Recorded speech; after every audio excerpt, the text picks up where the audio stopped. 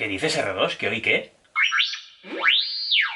Ah, claro, que hoy es vuestro día. Ya, lo tenía en mente, ¿eh? Hola, candorianos, ¿qué tal estáis? Bueno, a ninguno se nos escapa que hoy es 4 de mayo, o como se dice en inglés, May the 4th, y es internacionalmente el día conocido como el Star Wars Day, el día de Star Wars. Y todos sabéis seguro de sobra, mucho mejor que yo, que es precisamente por la pronunciación de este día en relación con esa famosa frase de la saga. May the Force be with you. May the Force be with you. May the Force be with you. May the Force be with you. May the Force be with you. May the Force be with you. Que la fuerza te acompañe, o sea, May the Force be with you. May the Force es muy similar a May the 4th, a este día, 4 de mayo. Y no podíamos fallar aquí en la botella de Candor como Green Arrow, que no le falla a su ciudad, presentando hoy contenido de Star Wars. Pero he querido que sea un contenido muy especial, un contenido de auténtica calidad. Y para eso no lo puedo hacer yo solo, por supuesto. En este vídeo tengo que agradecer a algunas personas que me han echado una gran mano para todo lo que vais a ver los próximos minutos. Bueno, de hecho, prácticamente la próxima hora. Para empezar, por supuesto, al gran Antonio Monfort, que va a ser a quien más veréis en este vídeo, y ahora os explicaré por qué. También muchísimas gracias al amigo David Lorao, del canal Los Soles de Tatooine, que es el que me ha preparado también una pequeña lista de preguntas. También a mi colega José Antonio Santiago López, que es el que me ha hecho la fantástica intro temática de este vídeo, y la promo que subimos a redes sociales. Y a mi colega el músico Lex Luger, que es el que me ha compuesto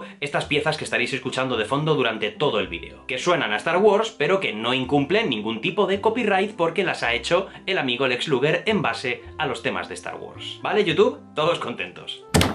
¡Thank you! Y hechos estos debidos agradecimientos, ¿qué es este vídeo? ¿Qué os vais a encontrar a continuación? Bueno, pues vais a encontraros lo que he querido denominar una introducción al universo Star Wars. Yo, como os he dicho muchas veces, no soy un gran fan ni un gran conocedor del universo Star Wars, aunque eso podríamos un poco reconsiderarlo en estos momentos. No lo de conocedor, porque siempre habrá miles de cosas que no sepa, pero lo de fan, bueno, cada vez me está picando más, cada vez se me está metiendo más el gusanillo de Star Wars bajo la piel. En estos últimos días estoy volviendo a ver todas las películas, estoy hablando muchísimo con gente que sabe mucho de Star Wars para empaparme de otros conocimientos. He aprendido muchísimo haciendo este vídeo, editando este vídeo que vais a ver a continuación, y la verdad es que se abre ante mí un universo extensísimo, vastísimo, súper interesante, apasionante, y también del cual, pues bueno, me doy cuenta que desconozco muchísimas cosas que incluso en las propias películas, pues a veces cuesta un poco de entender. Por este motivo he querido hacer este vídeo. El vídeo que cualquier persona que le guste Star Wars pero que no crea que tiene conocimientos suficientes debería ver. Y cualquier persona que tenga conocimientos de Star Wars seguro que también disfrutará con las explicaciones de Antonio. Lo he querido dividir en unos cuantos bloques temáticos en lo que podrían considerarse 10 grandes preguntas, a través de las cuales el amigo Antonio Monfort nos irá explicando lo más necesario, lo más primordial para introducirnos, para sumergirnos de cabeza en el universo de la Guerra de las Galaxias. Así que bueno, nos dejamos ya de introducciones y de preámbulos. Este vídeo va a ser largo, pero estoy seguro que os va a resultar muy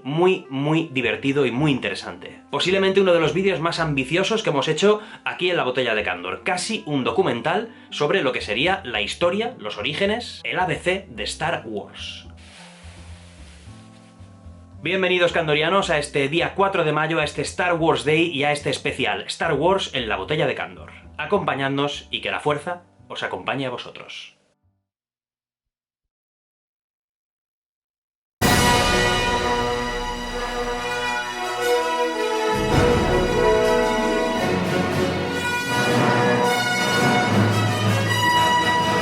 Bueno, y para comenzar con este apasionante viaje por el ABC de Star Wars, yo creo que la primera gran pregunta que se me viene a la cabeza y que creo que todos deberíamos formularnos es ¿qué es Star Wars? Que puede parecer una pregunta muy sencilla, pero ya veréis cómo también tiene su miga, y de hecho creo que es muy importante para entender todo lo que vamos a hablar en estos minutos. Hola candorianos, un placer volver a estar aquí con todos vosotros y hablar un ratito de este universo de ficción que a tantos nos mola, este universo de Star Wars. Y bueno, lo que preguntaba Javi, ¿qué es Star Wars? Vamos a empezar por ahí. Bueno, Star Wars es por supuesto una saga de películas que empezó en 1977 con la película que llevaba el mismo nombre, pero que a la altura de cuando grabamos este vídeo es por supuesto todo un cosmos de ficción compuesto por 3 trilogías de películas, spin-offs de estas películas, series de animación, novelas, cómics, etcétera, etcétera. Todo ello, como digo, forma uno de los cosmos de ficción más interesantes, más apasionantes de la historia del ser humano y que, bueno, a todos nos entusiasma y a todos nos encanta.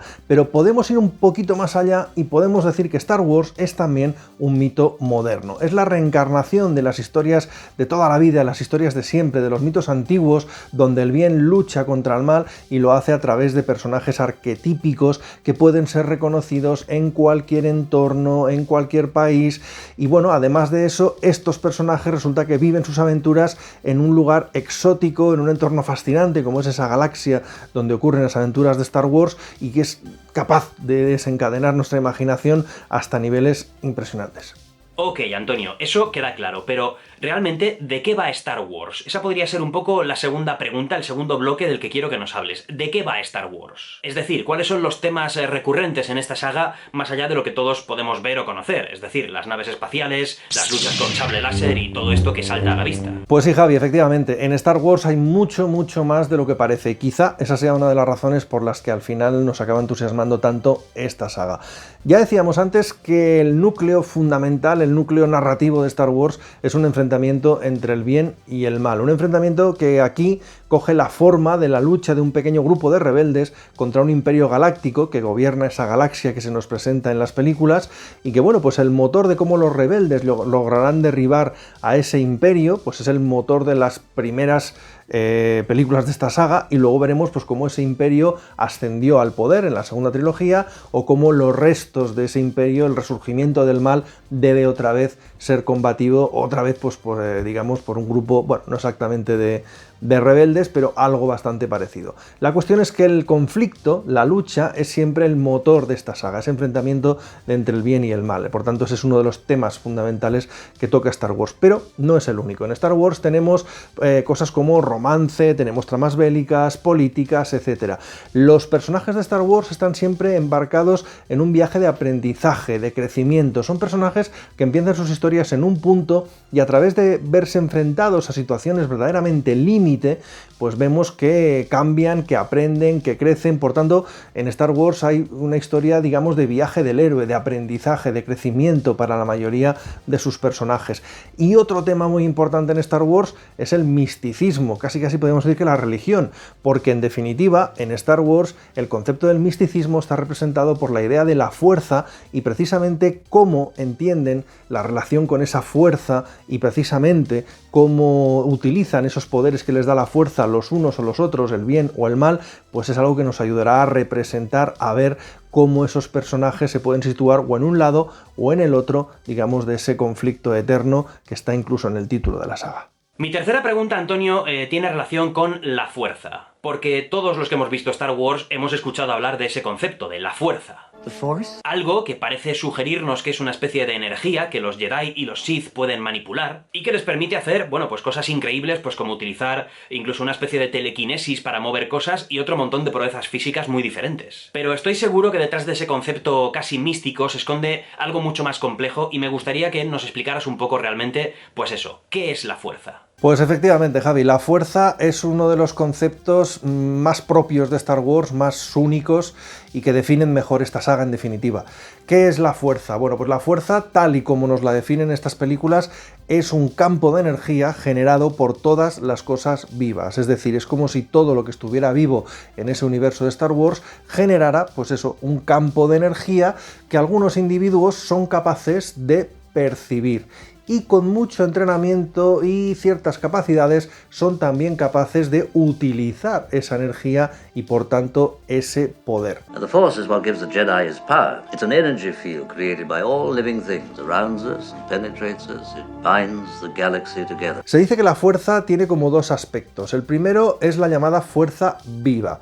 Esto se trataría de la energía vital que emerge directamente de las cosas vivas, es decir, lo primero que sientes es la que puedes utilizar para percibir otros seres vivos o gracias a la que haces esas proezas físicas que comentabas, mover piedras, que hablabas de capacidades físicas tremendas como correr, saltar, cualquier cosa, digamos, más allá de la humanidad, pues todo eso sería con la fuerza viva, digamos, la primera fuerza que eres capaz de detectar, la que emana directamente de las cosas vivas, de las pequeñas cosas en definitiva, y que se puede utilizar, como decíamos, esa energía, pues para, digamos, aumentar tus capacidades, entre otras muchas cosas. El otro aspecto de la fuerza es lo que se llamaría la fuerza cósmica, y aquí estaríamos hablando de un poder unificador, a nivel cósmico que es muchísimo más difícil de percibir que el otro de que hablábamos antes. Requiere muchísima paciencia, muchísima introspección y por tanto digamos que sería algo que estaría solo al alcance de grandes maestros. Se dice que esta es la vertiente de la fuerza que es capaz de unir planetas, estrellas y de la que define en cierto modo el tiempo y el espacio. Hay quien cree incluso que a este nivel la fuerza tiene voluntad propia, digamos, y que por tanto es capaz de dirigir el destino de prácticamente toda la galaxia. Aprender a conectar con esta faceta de la fuerza significa abandonarse y entregarse completamente a ella, de tal manera que se dejan atrás las limitaciones del tiempo, del espacio y también del cuerpo físico. Eso, para el que lo consigue, conlleva unas ventajas bastante considerables. Se puede, por ejemplo, llegar a ver el futuro, se puede, por ejemplo, percibir lugares absolutamente lejanos y que están totalmente fuera del alcance de tus sentidos normales. Incluso se puede llegar a trascender a la muerte, porque si eres capaz de fundirte con esa fuerza unificadora del cosmos y dejar atrás tu cuerpo físico, para siempre, digamos, estarás unido a esa fuerza. Vemos en las películas que algunos Jedi conseguían efectivamente ese efecto. Lo veíamos en la trilogía clásica con Obi-Wan, como voluntariamente parecía querer en el duelo con Darth Vader deshacerse del cuerpo físico para trascender, para conectarse con esa otra fuerza mucho más grande, mucho más poderosa de lo que nadie podía imaginar, y lo hemos visto hacer a muchos otros Jedi a lo largo del tiempo. Pero es una habilidad que es francamente muy complicada y que solo está al alcance de los grandes maestros de la Orden. Por tanto, vemos que en el universo de Star Wars la fuerza es una fuente de conocimiento y también una forma de adquirir poderes enormes, y precisamente el cómo se va a utilizar esa fuerza, esa habilidad a la hora de manipular la fuerza, pues va a ser clave a la hora de distinguir pues de qué bando se está en esa lucha del bien y del mal que decíamos que es el motor, digamos, básico de toda la saga. You must feel the force around you. Bueno, pues me lo has dejado realmente clarísimo. Incluso me has descubierto ese otro concepto de fuerza viva y fuerza cósmica. Y hablando de la fuerza, por supuesto, debemos hablar, para entender el universo de Star Wars, de sus usuarios. Y los principales, los que todos conocemos, esa palabra que todos hemos pronunciado alguna vez, son los Jedi. Háblanos, por favor, Antonio, de los Jedi. ¿Qué son los Jedi? Bueno, o los Jedi, porque realmente, ¿cómo se pronuncia? No lo tengo muy claro. ¿Es Jedi? ¿Es Jedi? ¿Cómo va la cosa? Pues no tengo ni idea, la verdad. A mí me salen las dos. A veces digo Jedi, a veces digo Jedi. Oye, pues no sé, la que te surja la dices, que total, entender, nos vamos a entender. En fin, los Jedi son una orden de estudiosos, de devotos, digamos, del lado luminoso de la fuerza. Son muy antiguos, es una orden muy antigua, y que estos poderes derivados de la utilización de la fuerza, pues digamos, los van a utilizar siempre para aumentar, digamos, su conocimiento y para, digamos, la defensa de los demás, pero nunca para el ataque. Los Jedi buscan constantemente la paz, la serenidad y sobre todo un mayor conocimiento de la fuerza. Tienen prohibido dejarse llevar por sentimientos, por pasiones, tienen toda la vida, digamos, entregada al estudio de la fuerza y a la protección de otros seres vivos. Bueno, o sea que básicamente estamos hablando de que son un poco como una orden religiosa. Los Jedi, los maestros Jedi, son como sacerdotes de su culto. Hombre, pues sí, me imagino que sí, se podría decir que es una especie de orden religiosa, como una especie de sacerdotes. Bueno, vale, cuando pienso en sacerdotes lo último que se me ocurre es pensar en Jedis, también te lo digo. Pero sí, se podía aceptar el símil, que en cierto modo, pues como digo, eran devotos, ¿no? Devotos de ese lado luminoso de la fuerza. Lo que también era colaboradores con el poder político que gobernaba la galaxia, o la gobernó durante muchísimo tiempo, ¿no? Esa antigua república que gobernó durante miles de años. Los Jedis eran algo así como mediadores de conflictos, guardianes de la paz, eran protectores, eran algo así, digamos, pues como los que solucionaban los problemas difíciles, siempre intentando ir por la vía del diálogo, por la vía de la concordia, porque como decíamos antes, básicamente nunca van a utilizar la agresión, siempre van a ser lo más sereno, lo más tranquilo que te puedas encontrar, y cualquier conflicto lo van a solucionar de cualquier manera, menos con la violencia. Tiene que ser algo muy extremo para que un Jedi llegue a utilizar la violencia. En cualquier caso, el tiempo pasó, los Jedi se volvieron cada vez más confiados, más institucionalizados, cada vez, digamos, eran más cerrados en su forma de entender la fuerza, y eso les acabó pasando factura. Con el paso del tiempo no supieron prever la amenaza de los Sith que tenían, digamos, debajo de ellos sin darse cuenta, y ello acabó provocando pues la caída de la Orden, y acabó provocando la calle también de la antigua República, en definitiva. Bueno, los Jedi estaban organizados en jerarquías. En primer lugar, en el escalafón más bajo estaban los llamados iniciados, que básicamente eran niños. Y es que cuando en la galaxia de Star Wars, en los tiempos de la antigua República, se detectaba algún niño que tenía pues habilidades con la fuerza, automáticamente era reclutado por los Jedi, llevado a Coruscant al templo Jedi y empezaba el entrenamiento, digamos, en el uso de la fuerza. Estos iniciados se entrenaban en grupo, eso lo vimos por ejemplo en el episodio 2, cuando vemos que Yoda está entrenando a toda una especie de clase de pequeñitos Jedi. Pues bueno, esos younglings son algo así como los primeros pasos del aprendizaje de un Jedi. Cuando se llegaba por fin a la adolescencia, algunos de estos iniciados se convertían en Padawans. Y es que no todos los iniciados eran elegidos por un maestro, y si no eras elegido por un maestro no podías pasar al siguiente nivel. En caso de que efectivamente un maestro te eligiera, te convertías en Padawan y empezaba una relación que podía durar años.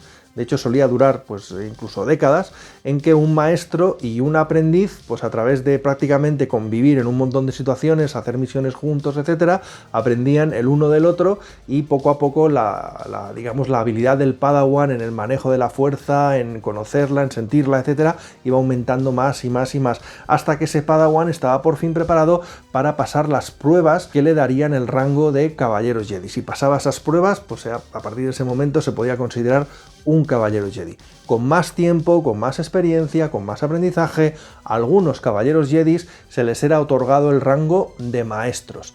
Y en definitiva, en la punta de la pirámide estaba lo que se llamaba el Gran Maestro Jedi, que este solía ser solamente uno por cada generación, y bueno, pues este digamos que era un poco el maestro de todos los demás Jedis de la galaxia.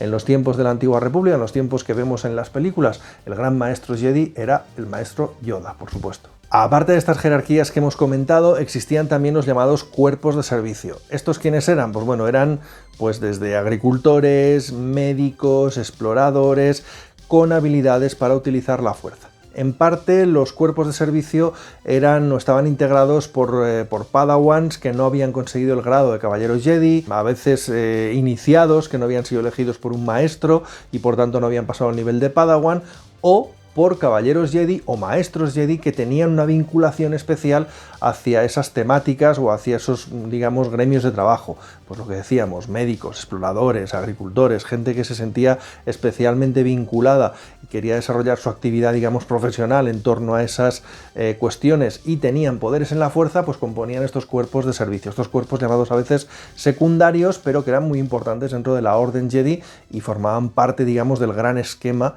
de la Orden. Bueno, pues clarísimo el concepto de los Jedi, pero si estamos hablando de los buenos, por supuesto tenemos que hablar de los malos.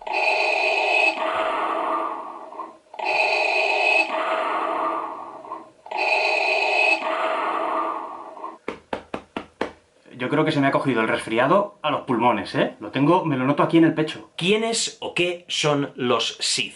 Bueno, pues si decíamos que los Jedi eran devotos del lado luminoso de la fuerza y que procuraban no utilizar nunca su poder, digamos, para la agresión y que siempre, digamos, intentaban alejarse de las pasiones, ¿qué ocurría cuando alguien que tenía habilidades de la fuerza hacía justo lo contrario? Es decir, utilizaba esas habilidades con la fuerza precisamente para atacar, para dar rienda suelta a sus instintos, para ser, digamos, lo más agresivo posible. Bueno, pues en ese caso podemos decir que esa persona estaría muy posiblemente utilizando el lado oscuro de la fuerza. Las capacidades vinculadas al lado oscuro de la fuerza crecen cuanto más un usuario se deja llevar precisamente por todas esas bajas pasiones, por la ira, por el odio, por el miedo, y digamos canaliza la fuerza hacia esas, digamos, emociones negativas. Aquí hay que hacer un matiz importante, y es que no todos los usuarios del lado oscuro de la fuerza son Sith. Es decir, si tú haces todas esas cosas, si tú dejas salir tu rabia, tu odio y, digamos, te dedicas a la agresión, a atacar a los demás con tus habilidades de la fuerza, probablemente serás un Jedi oscuro, pero no necesariamente serás un Sith. Los Sith son otra cosa. Para entender quién son los Sith nos tenemos que ir a los principios de la Orden Jedi. En esos principios de la Orden Jedi hubo una escisión entre aquellos que utilizaban el lado luminoso de la fuerza y los que utilizaban el lado oscuro. De los que utilizaban el lado oscuro, acabaron, digamos, entrando en contacto con los nativos de un planeta llamado Corriban, aunque luego más adelante se le ha dado también el nombre de Moravan.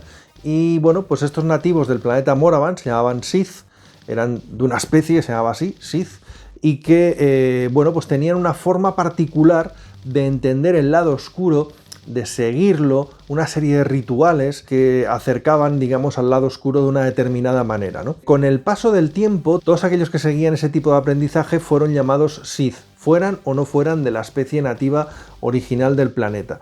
Así que digamos que los Sith son aquellos que utilizan esas formas particulares de, digamos, rendir culto al lado oscuro que eran nativas del planeta Corriban. Por supuesto, con el paso de los años, los Jedi y los Sith tuvieron guerras absolutamente devastadoras, absolutamente terribles. En la última de estas guerras, uno de los Sith, el que había sido elegido como Señor Supremo, había conseguido el poder, digamos, dentro de ellos, Darth Bane, se dio cuenta de una cosa, y es que las luchas internas entre los Sith para conseguir más poder, las luchas entre ellos, eran mucho más devastadoras que los propios enfrentamientos con los Jedi, y por tanto decretó lo que se llamó la regla de los dos, que básicamente venía a decir que a partir de ese momento solo habría dos Sith en toda la galaxia, un maestro que ostentaría el poder absoluto y un aprendiz que intentaría ganar ese poder. En el momento en que el aprendiz fuera capaz de superar al maestro, eliminaría efectivamente al maestro y empezaría a buscar un nuevo aprendiz. Y así constantemente habría un ciclo de dos Sith que irían alternándose en el poder. Perdona que te interrumpa, Antonio, un segundito, pero es que me parece apasionante ese concepto de la regla de los dos. O sea, ¿quieres decir que, en cierto modo, cuando un maestro Sith tomaba a un aprendiz, sabía que en algún momento este le iba a superar y lo iba a matar? Y así, en un ciclo un poco sin fin de convertirte en maestro Sith, ser el más poderoso de todos, tomar un aprendiz que al final será más poderoso que tú, te matará, él tomará otro aprendiz, él le matará a él, etcétera, etcétera, etcétera. Me resulta curiosísimo cómo se podía regular todo esto en la galaxia, que solamente hubiera dos Sith al mismo tiempo y que nadie se rebelara contra ello. Pues sí, efectivamente, la idea era exactamente esa. El aprendiz tenía que ir mejorando hasta ser capaz de matar a su maestro, y cuando un maestro tomaba un aprendiz, ya sabía que llegado a un punto, el aprendiz intentaría eliminarle. Si lo conseguía, pues evidentemente se convertiría en el nuevo maestro y empezaría la búsqueda de un aprendiz. En caso de que no consiguiera triunfar en esa rebelión, por tanto sería eliminado y el maestro empezaría a buscar otro aprendiz. Con lo cual, ¿había alguna rebelión contra esto? Pues no, o bueno, en definitiva los Sith siempre estaban en continua rebelión, el aprendiz siempre intentaba rebelarse ante el maestro, y no había más, durante muchísimo tiempo, o sea, desde después de Darth Bane hasta que les conocemos en la película, nunca hubo más que dos Sith. Podía haber otros usuarios del lado oscuro, podía ocurrir, por ejemplo, que un usuario del lado oscuro fuera muy poderoso, y algún Sith, digamos, empezara, digamos, a echarle el ojillo. Pero lo que acabaría ocurriendo es que ese nuevo usuario del lado oscuro acabaría matando normalmente al aprendiz que ocupaba ese cargo y se convertiría en el nuevo aprendiz. Y por tanto, pues el maestro había conseguido pues un aprendiz de mejor categoría. Eso es lo que vemos que hace Darth Sidious, por ejemplo, el emperador Palpatine, a lo largo de las películas. Él, cuando es asesinado Darth Maul, capta al conde Dooku, pero cuando se da cuenta de que Anakin sería un aprendiz mucho más poderoso que Dooku, deja o incita incluso a que Anakin mate a Dooku para acabar ocupando su lugar, como efectivamente así ocurrió, y apareció Darth Vader. Kill him. Kill him now. I shouldn't. Do it. Y más aún, mucho más adelante, Palpatine intenta que Luke Skywalker mate a su padre, mate a Darth Vader, y por tanto se convierta en un nuevo aprendiz más joven, más poderoso, etcétera, etcétera, etcétera. O sea, siempre esta dinámica de un maestro que busca el mejor aprendiz posible hasta que uno de estos aprendices conseguía superarle y por tanto coger el puesto de maestro. Por tanto, vemos que había un contraste muy importante entre los Jedis, que estaban institucionalizados, estaban al lado del poder, en un lugar perfectamente visible para todo el mundo, eran un montón de ellos, y habéis visto que tenían todo tipo de jerarquías, todo tipo de profesiones que estaban vinculadas con la Orden Jedi. Esto se contraponía con las técnicas de los Sith, cuando eran solamente 2 personajes que actuaban en las sombras, que conspiraban para acumular poder, para acumular conocimiento acerca del lado oscuro, y que muy despacio fueron acumulando ese poder, fueron creciendo, fueron cambiando, hasta llegar pues a los tiempos en que fueron ya capaces de enfrentarse a la Orden Jedi y conseguir que ésta efectivamente se viniera abajo junto con la Nueva República. Precisamente esa conspiración de los Sith es lo que vemos en los episodios 1, 2 y 3 de Star Wars. Bueno, otro gran bloque temático y que creo que es muy interesante responder en este especial de Star Wars va sobre los sables de luz, las espadas láser o como lo queramos llamar. Posiblemente uno de los conceptos más molones de toda esta saga, de toda la saga Star Wars. Los duelos con ese arma, el sonido característico que hace, su aspecto, esa mezcla también un poco entre tecnología súper avanzada e imposible y un aspecto muy medieval, como algo samurái. Lo cual también me parece algo muy característico de Star Wars que me gustaría que nos comentaras, Antonio, porque esa fusión entre lo tecnológico, lo futurista y prácticamente lo medieval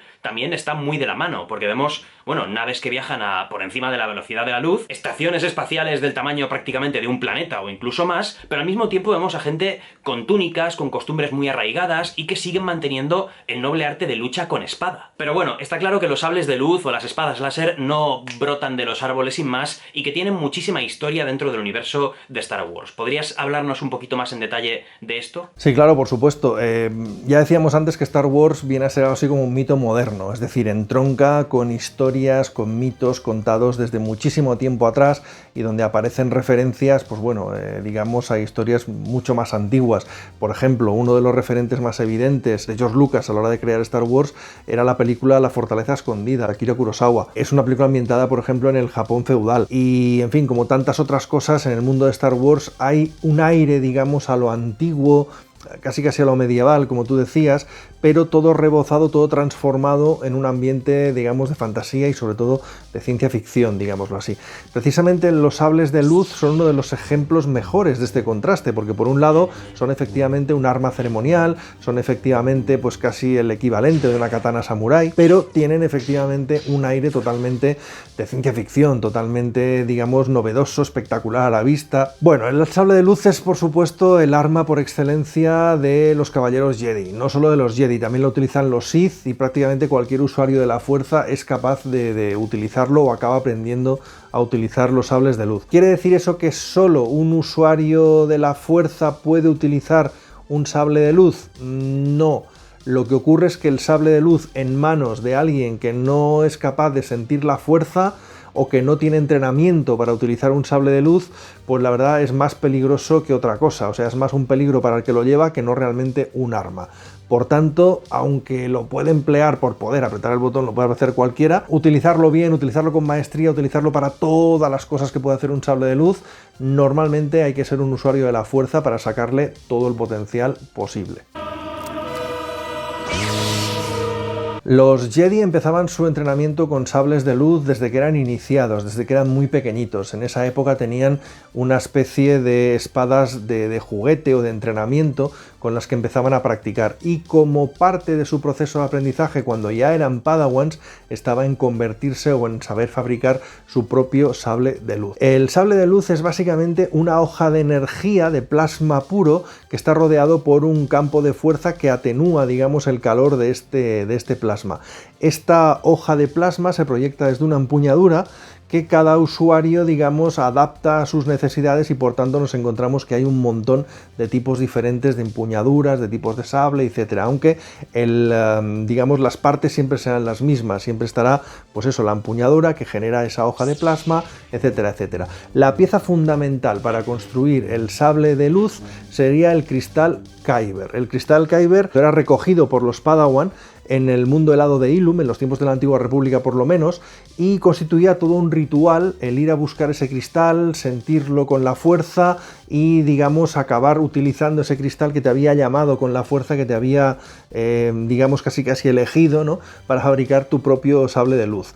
Fabricar un sable de luz para un Padawan podía llevarles tranquilamente un mes, aunque con el paso del tiempo y la experiencia, algunos maestros Jedis eran capaces de hacerlo en apenas 2 días, o sea, mucho más rápido. En las guerras clon hay referencias a maestros Jedis que realmente construyeron sables de luz muy rápido. Los cristales Kyber también podían ser sintéticos, eran útiles igualmente para construir un sable de luz, lo que pasa es que los Jedi preferían los cristales naturales, porque como digo, formaba parte de su entrenamiento ir a buscarlos, etc.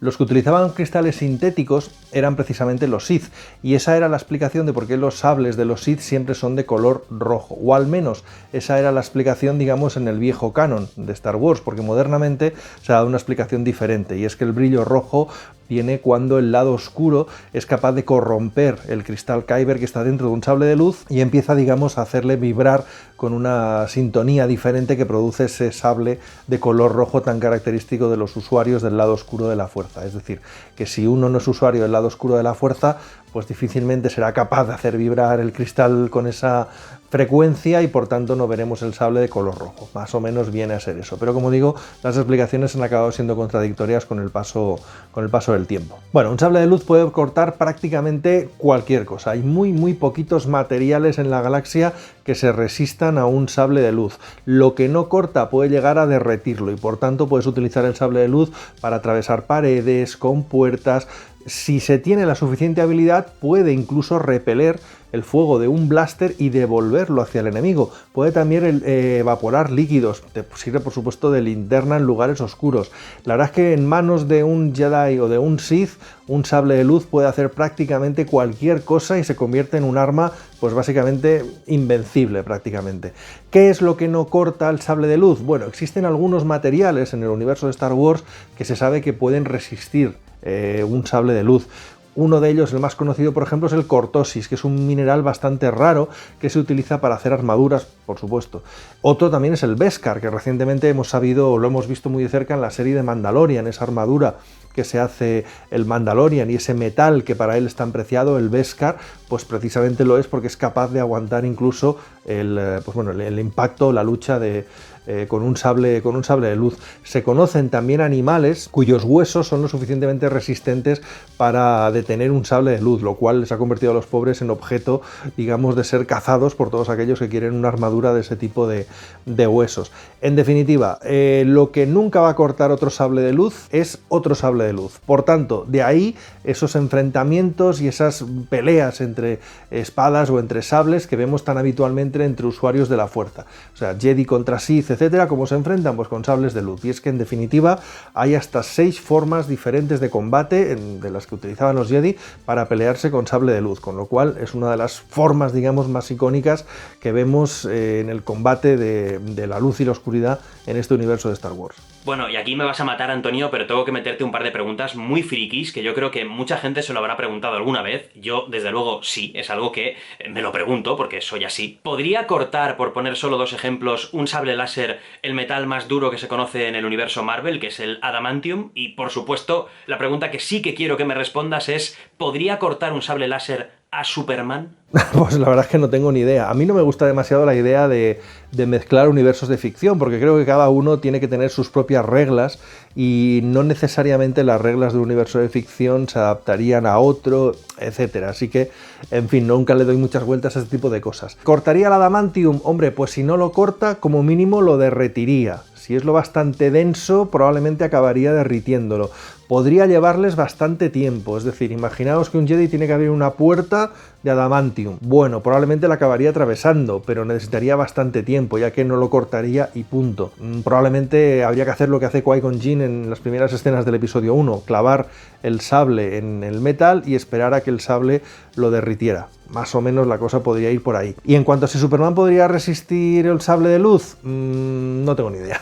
Tampoco, no tengo ni idea. Pero lo que sí que existe por ahí es una ilustración de Alex Ross muy chula, donde se ve precisamente a Superman deteniendo el sable de luz de Darth Vader. Y si Alex Ross dice que Superman aguanta eso, pues yo también. Así que perfecto, a los hechos me remito. Otra cuestión que me parece muy interesante en todo el universo de Star Wars es esto de el elegido y su profecía y el equilibrio de la fuerza. Porque hablábamos antes de qué es la fuerza, que lo has explicado estupendamente, Antonio, pero bueno, también en el universo Star Wars se habla de esa profecía del elegido y del equilibrio de la fuerza, como si de algún modo la fuerza también tuviese una especie de mesías. Un mesías que de hecho parece ser Anakin Skywalker, pero que luego no, o tal vez luego sí porque se redime. Bueno, es un poco, la verdad es que es un poco complejo de entender o de interpretar. Yo al menos no lo tengo del todo muy claro si es el elegido o no es el elegido, o qué ha pasado ahí. ¿Tú nos podrías dar un poco de luz, de lado luminoso sobre todo esto? No, me temo que no lo tienes claro tú ni no lo tiene claro nadie. Son conceptos bastante confusos y que, digamos, admiten muchas interpretaciones. Vamos a ver, las primeras nociones acerca del tema del elegido y el equilibrio de la fuerza nos los encontramos en el episodio 1. El episodio 1 de Star Wars es el episodio que está, digamos, más atrás en el tiempo, el primero cronológicamente, y por tanto es en el que podemos ver mejor, digamos, a los Jedi institucionalizados. Gracias a lo que aparece en ese episodio, digamos, se nos revelaron muchas cosas de cómo eran, cómo funcionaban, cómo pensaban los Jedi, digamos, de la antigua República, ¿no? En esa película veíamos cómo el maestro Jedi Qui-Gon Jinn encontraba un niño, Anakin Skywalker, que parecía haber sido concebido pues por la propia fuerza, que no había tenido padre. The Force is unusually strong with him. Who was his father? There was no father. I carried him, I gave birth, I raised him. I can't explain what happened. Se suponía, por tanto, que ese niño con esa, digamos, cualidad especial, porque tenía una habilidad tremenda en el uso de la fuerza, etcétera, podría ser el famoso elegido, ¿no? El que devolvería el equilibrio a la fuerza. ¿Qué significaba exactamente esa profecía, ¿no? ¿Qué significaba esto del equilibrio de la fuerza? Bueno, la verdad es que, como todas las buenas profecías, digamos, nadie sabe exactamente a qué se refería ni cuándo se cumpliría esta profecía. Se supone que algunos místicos de la Orden Jedi reciben a través de la fuerza una profecía que habla de un gran peligro que aguarda oculto en la galaxia y que cuando éste se desencadenara aparecería un elegido, nacido sin padre, que restablecería el equilibrio de la fuerza. Bueno, esta profecía nunca se nos cuenta en las películas, nunca se nos llega a narrar entera. Tenemos que acudir a una novela llamada Maestro y Aprendiz, de Claudia Gray, para que se nos explique, digamos, algo así como la versión más completa de esta teoría que tenemos a la disposición, pero que tampoco aclara nada más. En definitiva, nos habla, pues eso, de un gran peligro oculto en la galaxia, de un elegido que devolverá el equilibrio a la fuerza y que, por tanto, pues digamos, salvará a la galaxia. Por tanto, lo primero que cabría preguntarnos, en cierto modo, es: ¿era Anakin Skywalker ese elegido de la profecía? Bueno, vamos por partes. Anakin Skywalker es la figura central en el universo de Star Wars. En realidad, prácticamente todos los demás personajes del universo de Star Wars giran en torno a Anakin, o bien, digamos, por algo que hace él, los otros reaccionan, algo que hace él provoca que los otros, digamos, aparezcan, o que los otros... En fin, Anakin Skywalker es, digamos, el protagonista de Star Wars realmente, es el que siempre está en el centro y, como digo, el eje de todo lo demás. Por tanto, narrativamente tendría bastante sentido que efectivamente él fuera el elegido, porque si no lo es, pues bueno, digamos que la historia se nos queda un poco coja, ¿no? Que apareciera otro, podamos decir que otro personaje es el elegido, que por supuesto es un tema discutible y que está abierto, digamos, a opiniones. Lo que es menos opinable es que la propia saga, al menos en un par de ocasiones, parece que nos ha querido dejar claro que efectivamente Anakin es el elegido. La primera de ellas las encontraríamos en la serie Clone Wars, en los episodios 15 a 17 de la tercera temporada, cuando vemos que Anakin llega a un planeta bastante extraño, que es casi otro plano dimensional, que se llama Mortis, ¿no? En Mortis viven algo así como 3 encarnaciones de la fuerza: una encarnación femenina, que representa el lado luminoso, una encarnación, digamos, masculina, oscura, que representa el lado oscuro, y en medio el padre, digamos, de estas dos entidades, que representaría el equilibrio. Bueno, pues a lo largo del argumento de estos capítulos vemos cómo el padre quiere que Anakin ocupe su lugar porque él es capaz de equilibrar los dos lados de la fuerza, el luminoso y el oscuro, con lo cual nos da a entender que efectivamente solo el elegido podría hacer eso, solo él podría llegar, digamos, a encontrar ese equilibrio de la fuerza, equilibrar efectivamente el lado oscuro y el lado luminoso. Aparte de eso, y si nos vamos ya al canon moderno, al canon Disney, si recordamos el episodio 9, cuando Rey al final de las películas oye, digamos, las voces de los antiguos Jedi, oye la voz de Anakin Skywalker que le dice: restaura el equilibrio tal y como yo lo hice. con lo cual nos damos a entender que efectivamente Anakin sí que restauró el equilibrio y podríamos decir que efectivamente pues fue el elegido, ¿no? Aunque como digo, al final siempre acaba siendo un tema discutible, ¿no? Podríamos discutirlo ad infinitum. Pero claro, sea Anakin o no el elegido, nos quedaría otra pregunta importante por responder. ¿Qué significa lo del equilibrio de la fuerza? Bueno, lo primero que se nos podía venir a la cabeza es que el equilibrio hace referencia, pues eso, al equilibrio entre la luz y la oscuridad. Como en los tiempos de la antigua república parece que la luz es dominante, pues lo que debería hacer el elegido sería, digamos, compensarlo con oscuridad. Y en definitiva es lo que hace Anakin, ¿no? Porque él es el que propicia, digamos, que la oscuridad ascienda y efectivamente consiga sus objetivos de derrocar a la Orden Jedi, pues acabar con esa luz de la galaxia y que predomine la oscuridad. Paradójicamente, y años más adelante, él será el que provocará la caída definitiva de la oscuridad y, digamos, el restablecimiento de la luz. Por lo tanto, equilibrio, una especie de equilibrio siempre con la figura de Anakin, digamos, mediando entre los dos, entre la idea de la luz y de la oscuridad. Pero claro, es muy difícil que los Jedi se refirieran o tuvieran este concepto de equilibrio de la fuerza, ¿no? Cuando ellos encuentran o creen que han encontrado el elegido en Anakin, parecen muy entusiasmados, parecen muy contentos. No se trata de una profecía que hable de su extinción, sino que el elegido, en definitiva, tendría que salvarles, ¿no? Es lo que Obi-Wan le dice a Anakin cuando le ha derrotado en Mustafar y Anakin está agonizando, calcinado en el suelo, ¿no? A Obi-Wan, prácticamente llorando, le dice que tú eras el elegido, tú tenías que restaurar el equilibrio de la fuerza, no destruirla, ¿no?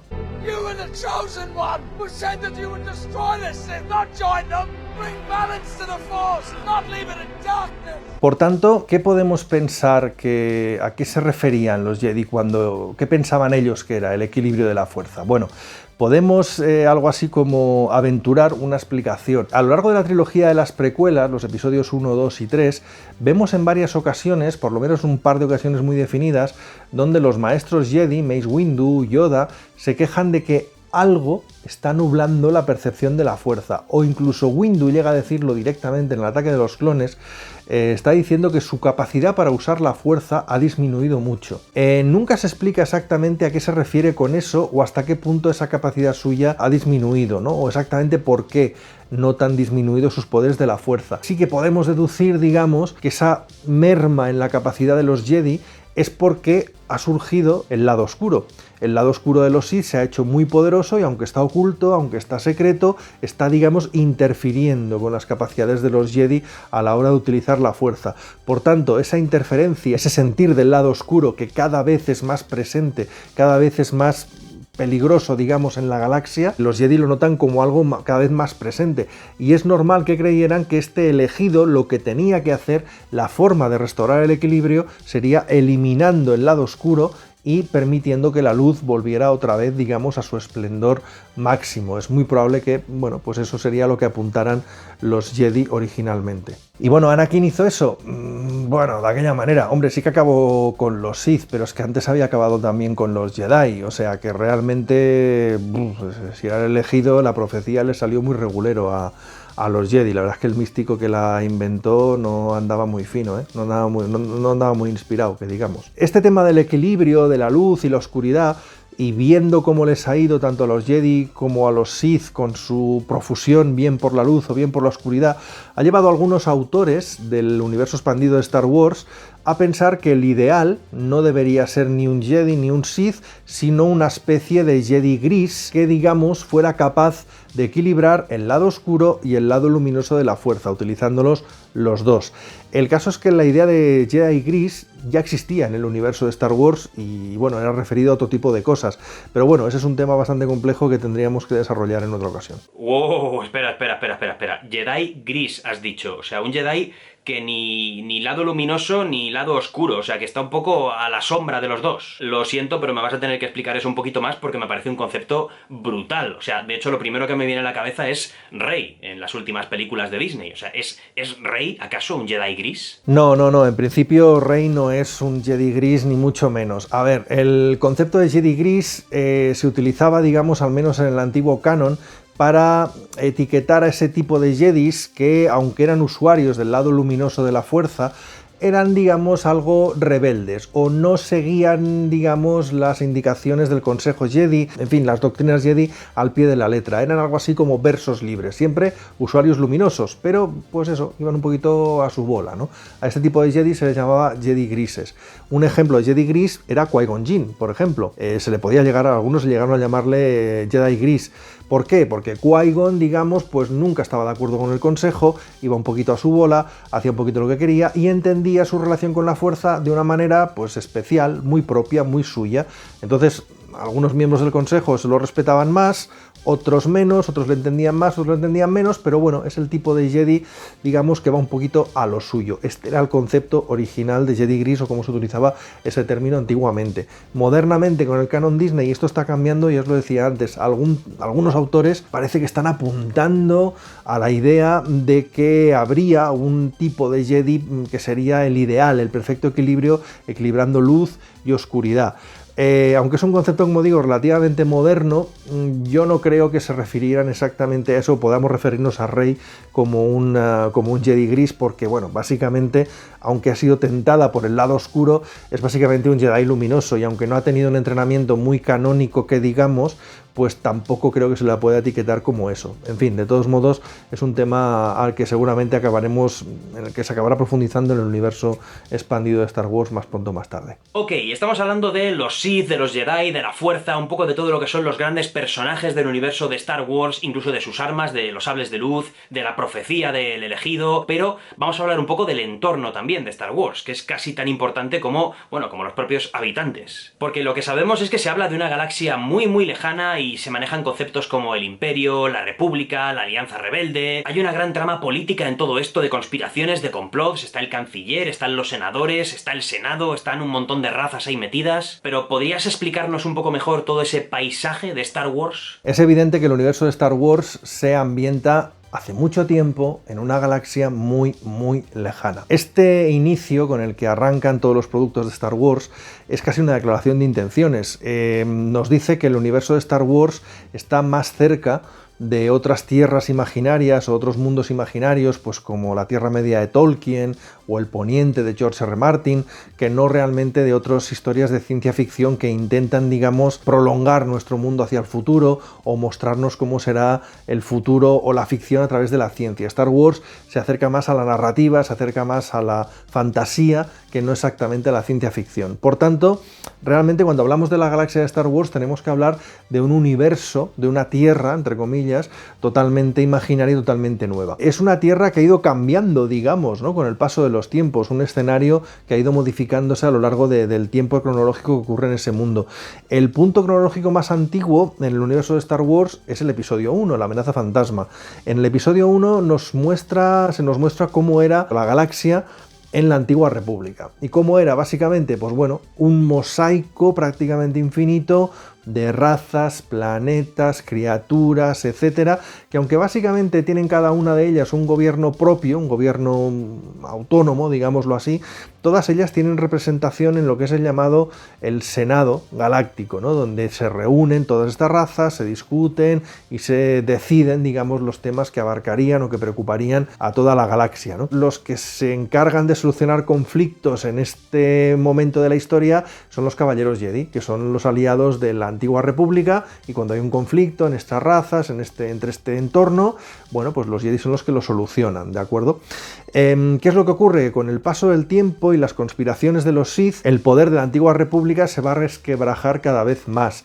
Hay disensiones, hay corrientes dentro de la república, desacuerdos que van cada vez a más. La parte idílica de la antigua república llegará al final cuando el senador Sheev Palpatine del planeta Naboo llegará al poder. Y es que Sheev Palpatine no era otro que el Lord Sith Darth Sidious, que tenía un poder absolutamente tremendo, tenía un poder terrible, y que va a empezar a conspirar para hacerse con el poder de la galaxia. Va a manipular esas disensiones dentro de la República, va a manipular a los enemigos de la República por un lado para que rompan relaciones con ella y se rebelen, digamos, contra el control del Senado y contra el control del gobierno central, digamos, de la galaxia, y por el otro lado va a manipular al Senado para que cree un ejército. O sea, los Jedi no van a ser suficientes para él, sino que va a crear un ejército de clones precisamente para aplacar esa rebelión que él mismo ha creado secretamente. Con lo cual, con ello acabará provocando las llamadas guerras clon, porque en definitiva pues van a ser ese ejército de clones creado para la República la que intentará aplacar, digamos, la rebelión separatista por el otro lado. En realidad las guerras clon no son más que una artimaña del Sith Darth Sidious para mermar los poderes de los Jedi, para eliminar a una gran cantidad de caballeros Jedi y también, digamos, para utilizarla como excusa para ir subiendo peldaños a la hora de alcanzar poder en la galaxia, cosa que efectivamente acabará consiguiendo. Cuando ya ha conseguido ese poder, cuando ya, digamos, ha llegado a un punto en el que puede justificar su gobierno, lo que hace es acabar las guerras clon, con lo cual le da el golpe definitivo a la Orden Jedi, con la famosa Orden 66, que básicamente viene a ser una orden programada a todos los clones para eliminar a los caballeros Jedi. Con ello extingue prácticamente la orden de los Jedi y se instaura el Imperio, es decir, el antiguo canciller Palpatine se va a proclamar emperador, aparece el Imperio Galáctico y el Imperio pues va a gobernar con miedo, con terror, con una dictadura horrible prácticamente todos los mundos de la galaxia.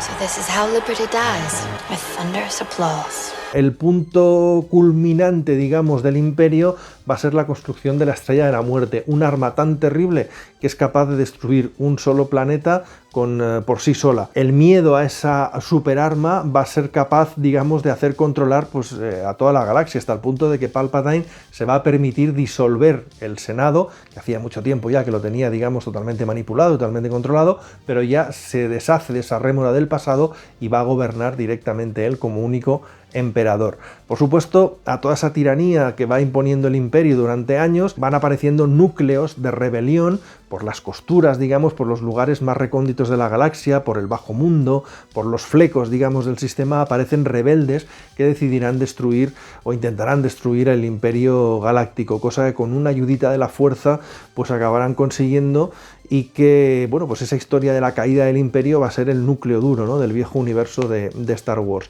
A partir de ahí, lo que ocurre después del retorno del Jedi va a ser, en definitiva, digamos que está contado de diferentes maneras y hablaremos en su momento del tema de los canon, pero en definitiva siempre va a ser la historia de los restos del Imperio que se enfrentan a una nueva república que intenta sobreponerse con mayor o menor éxito hasta que los restos del Imperio vuelven a reconvertirse en algo diferente o en definitiva aparecen nuevas amenazas, en fin, diferentes versiones, pero siempre los restos de ese Imperio serán utilizados para el mal, para resurgir otra vez. Porque volvemos al principio, la lucha, digamos, otra vez de unos y de otros, el bien contra el mal otra vez. Ok, perfectamente entendido, pero a pesar de todo, me sigue dando la sensación de que hay personajes, incluso zonas concretas del universo de Star Wars, que están un poco, pues, a su libre albedrío. Que no están ni bajo las órdenes del Imperio cuando es el Imperio el que manda, ni tampoco bajo las órdenes de la República cuando era la que mandaba, sino que, bueno, hacen un poco lo que les da la gana. ¿No es un poco como un universo underground dentro de Star Wars que funciona bajo sus propias reglas? ¿Cómo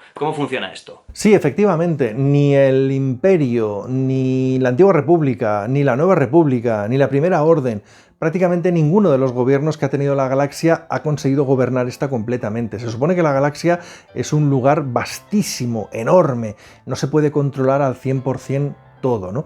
Incluso en los sitios donde el poder político está más o menos gobernado, más o menos regulado, bueno, pues existe gente que no está de acuerdo con esas leyes y que de un modo u otro intentará transgredirlas. O dicho de otro modo, existe un bajo mundo en el universo de Star Wars, gente que vive al margen de la ley, sea esta cual sea imperial, sea republicana, sea cual sea. La cuestión es que existe pues toda una plétora de personajes que viven al margen de la ley en el universo de Star Wars y que forman parte de la riqueza de este mundo. Y es que pues personajes como Han Solo, que es un contrabandista, personajes como Jabba el Hutt, que es el jefe de una especie de imperio criminal, en fin, personajes que viven al margen de la ley, cazarrecompensas, como el Mandalorian, por ejemplo, bueno, pues son personajes muy interesantes y que dan mucho color a este mundo de Star Wars y que lo convierten en algo mucho más abigarrado, mucho más interesante y, en definitiva, mucho más verosímil, ¿no? Porque si nos imaginamos un universo tan vasto como ese, pues también nos cabe imaginar pues, que hay muchos espacios donde eso, el poder oficial no llegará y acabará imperando pues, la fuerza de ese bajo mundo que tiene su universo propio dentro del universo de Star Wars. Bueno, y la última pregunta, posiblemente la más controvertida, la más difícil de explicar o de esclarecer en cualquier tipo de vídeo hablando sobre Star Wars, va sobre el dichoso y maldito canon. El canon, un concepto, una palabra que todos los fans se llevan siempre a la boca, tanto para bien como para mal. Porque te puede servir tanto para poner por las nubes cualquier producto de Star Wars o para desprestigiarlo. Pero lo que no cabe duda es que ya a día de hoy parece estar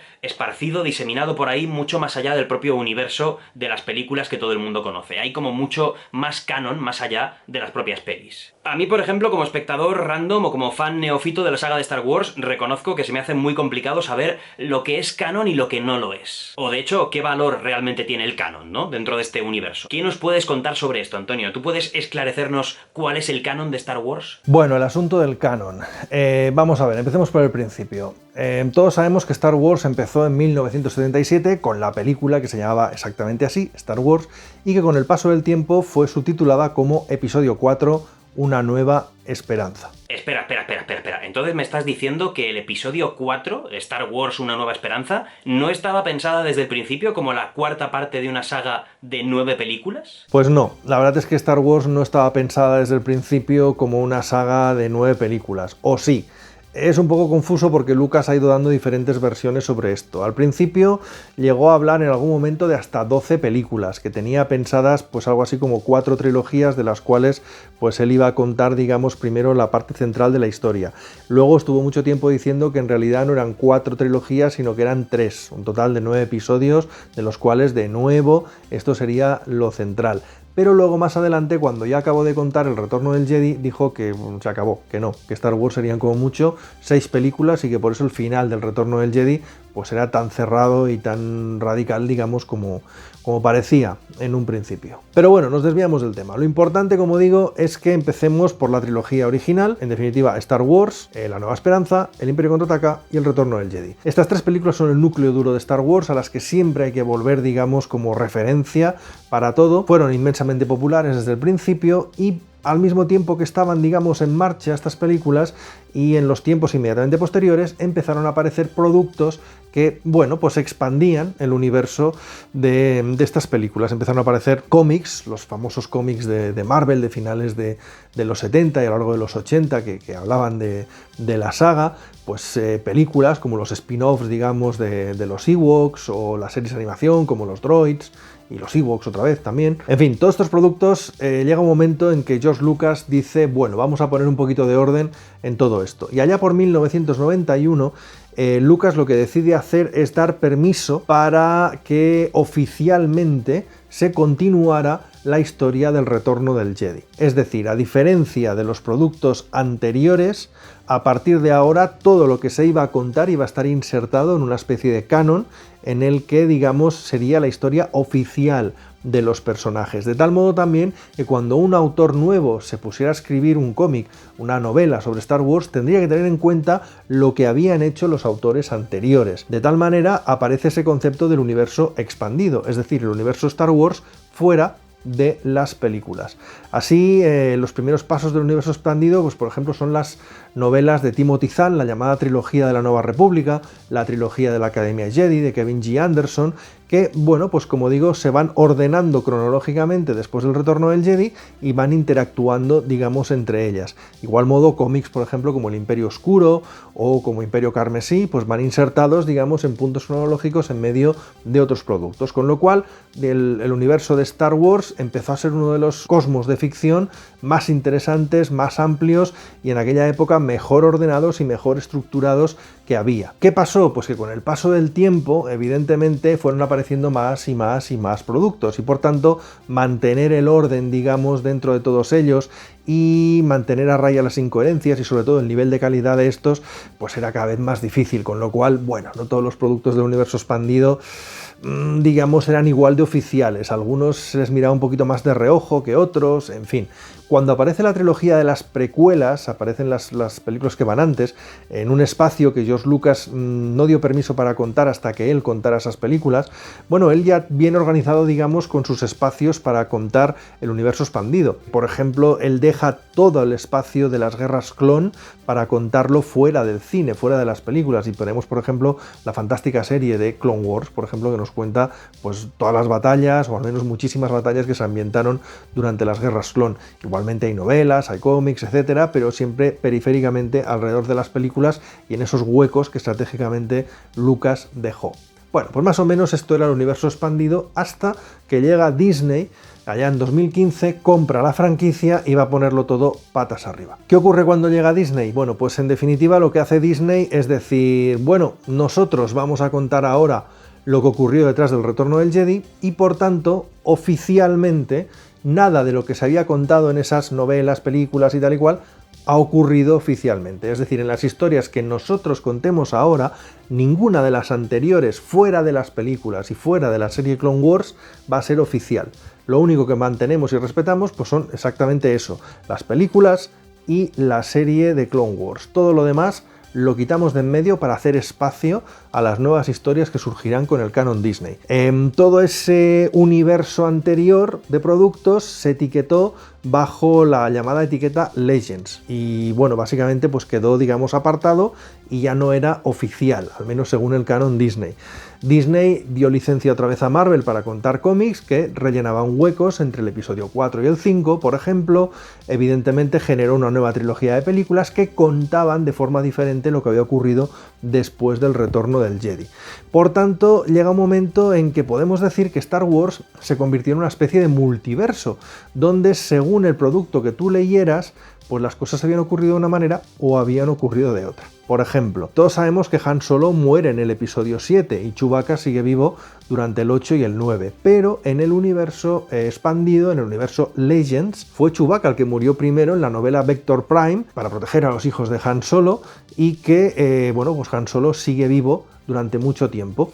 Han Solo tiene un hijo en las películas modernas de Disney, futuro Kylo Ren, y en las novelas del canon Legends tiene 3, Jacen, Jaina y Anakin. En fin, por tanto, según el producto que elijamos, pues tenemos la historia de una manera o tendremos la historia de otra. Para complicar todavía más la cosa, tenemos a gente como Dave Filoni, que en las historias de Clone Wars y en las historias de Rebels ha cogido algunos personajes del canon Legends y los ha traído al canon Disney, con lo cual hay personajes como el Gran Almirante Thrawn que tenían una historia en el canon Legends y que ahora tienen otra diferente en el canon Disney. Es el mismo personaje, pero con dos historias y dos desarrollos diferentes. En definitiva, ¿cuál es más válido de los dos? Pues ninguno, o los dos. La cuestión es que si tú disfrutas con una novela del canon Legends, y os puedo asegurar que son muy disfrutables estas novelas y muchos de los productos ahora etiquetados como Legends son apasionantes, son interesantes, dan versiones de los personajes absolutamente fantásticas. Si tú disfrutas con eso, ole, no tienes por qué, no tiene que venir Disney a decirte lo que tienes que disfrutar y a lo que no. Pero por otro lado, si tú, digamos, disfrutas con lo que se ha hecho recientemente en el cine, con lo que se acaba de publicar, digamos, hace nada por parte de Marvel o por parte de las novelas que están saliendo recientemente, evidentemente no tienes por qué ir a leerte novelas de hace 10, 15 o 20 años. Disfruta con lo que tienes ahora a mano. En definitiva, hazte tu propio canon. Elige con lo que quieres disfrutar, que el universo de Star Wars es lo bastante amplio para todo eso y para mucho más. Bueno, pues ¿qué te puedo decir, Antonio? O sea, menudo placeraco escucharte, menuda cátedra de Star Wars, menudo ABC que acabas de sentar en este vídeo sobre este fantástico universo. No puedo más que agradecerte una y mil veces más esta pedazo de labor que acabas de hacer de divulgación del universo de Star Wars. Bueno, estoy encantado de tener este vídeo aquí, porque sin duda es la clase de vídeo que yo habría querido ver. Y además siempre es un placer escucharte y tengo que agradecerte a ti, entre otras personas, pero sobre todo a ti, el hecho de estar siendo cada vez un poco más aficionado a este, bueno, apasionante universo. Nada, Javi, gracias a ti por darme esta oportunidad de hablar con la gente acerca del mundo de Star Wars. Gracias también a todos los candorianos por tener paciencia de estar ahí aguantando pues todas estas parrafadas y todas estas neuras acerca de este universo que nos encanta a todos y que nos encanta hablar de él. Así que, en fin, siempre que os apetezca y tengamos la oportunidad, pues para mí será un placer hablar con todos vosotros del universo de Star Wars y de lo que surja. Así que un placer haber estado con todos vosotros. Gracias por haberme escuchado como siempre. Nos vemos pronto, candorianos. También reiterar el agradecimiento a amigos como David Lorao por los consejitos que me dio con el guión de este vídeo y también, por supuesto, al amigo Lex Luger, cuya música habéis escuchado de fondo durante todo este vídeo. Y a todos vosotros, los que os habéis tragado esta hora de vídeo completa, muchísimas gracias. Estoy seguro que la habéis disfrutado si le habéis dado la oportunidad. Y ahora solamente falta que le deis un buen like. O de lo contrario, probaréis el poder del lado oscuro de la fuerza. Suscribiros al canal para más contenido como este y de todo tipo. Ha sido un placer hacer un vídeo como este en un día como hoy. Espero que os haya gustado muchísimo, de verdad, de corazón. Nos vemos muy pronto aquí en La Botella de Candor en un próximo vídeo. Seguro que este no será el último que dediquemos al apasionante universo de Star Wars, porque, bueno, cada vez me apetece más hablar de esto con grandes expertos como Antonio. Y hasta que nos volvamos a ver, que será muy pronto,